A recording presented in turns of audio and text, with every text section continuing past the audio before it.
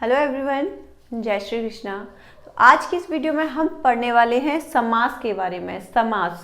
समास क्या होता है? ये एक संक्षिप्त रूप है, यानी कि समास का जो अर्थ होता है, समास का जो शाब्दिक रूप है उसका अर्थ होता है संक्षिप्त या संक्षेप में, यानी कि किसी चीज को शॉर्ट में करना या बहुत छोटा करके उसको लिखना। जैसे कि राजपुत्र, राजपुत्र मीन्स राजा का पुत्र, यानी कि राजा का जो पुत्र होता है उसको एक साथ अगर हम बोलेंगे संक्षेप रूप में तो वो राजपुत्र कहलाता है।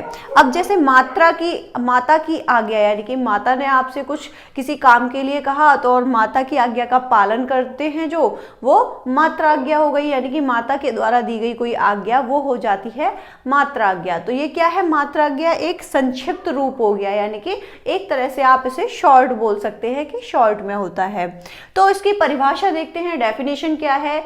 दो या दो से अधिक शब्दों से मिलकर बने एक नए सार्थक शब्द को समास कहते हैं। यानी कि जब दो या दो से अधिक शब्द मिल जाते हैं और वो आपस में मिलकर एक नए तीसरे शब्द की उत्पत्ति कर देते हैं तो वो कहलाता है समास।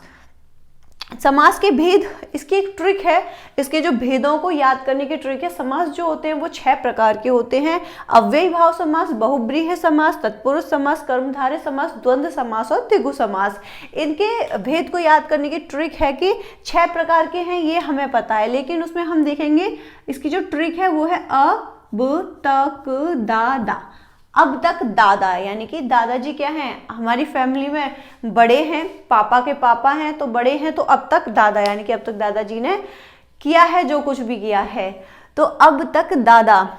आ से अव्यय, ब से बहुब्रीहि, ता से तत्पुरुष, क से कर्मधारय, दा से द्वंद्व और दा से द्विगु। ठीक है, द्वंद्व और द्विगु। तो अब इनके बारे में हम डिटेल में पढ़ेंगे कि आखिर कैसे होते हैं, क्योंकि ये जो समास है ये आपके एग्जाम के नज़रिए से आप देखेंगे तो बहुत ही इंपॉर्टेंट टॉपिक है। हर तरह के एग्जाम में, चाहे वो एसएससी जीडी हो या फिर आपका पुलिस से रिलेटेड कोई एग्जाम हो, हिंदी सभी में आती है और हिंदी में समास का 1 नंबर 2 नंबर का मार्क्स तो जरूर आएगा ही आएगा।